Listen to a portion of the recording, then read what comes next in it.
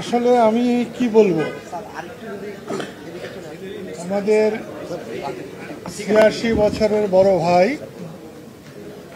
তার বয়স দেখানো হয়েছে ৭৫ বছর। আমারই কিন্তু ৮০ বছর আমার হয়েছে।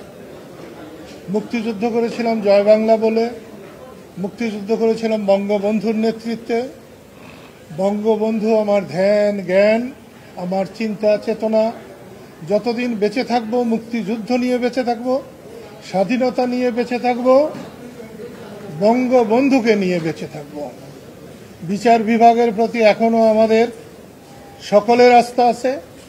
আজকে লতিফ ভাইয়ের মুক্তি, বিশেষ করে জামিনে মুক্তি, আমি বিচার বিভাগের প্রতি সাধারণ মানুষের এখনো যে আস্থা, তারই প্রমাণ বহন করে বলে আমি বিশ্বাস করি।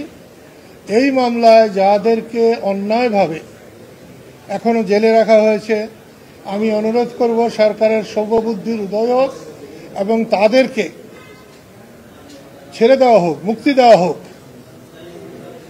এবং দেশ মানুষের জন্যে আমরা মুক্তিযুদ্ধ করেছি, দেশের মানুষের জন্যে, স্বাধীনতার জন্যে, কথা বলার জন্যে, আইনের জন্যে, সেসব প্রতিষ্ঠিত হোক। আজকের এই দিনে আমি সেটাই কামনা করি। সরকার না করলে, সরকার যদি কারো প্রেসারে চলে, তাহলে সেটা তো সরকারের উপরে বড় সরকার। আমাদের দেশে এরকম কোনো সরকারের উপরে বড় সরকার থাকুক, এটা আমরা চাই না। আমরা মানুষের সম্মতিতে সরকার চাই।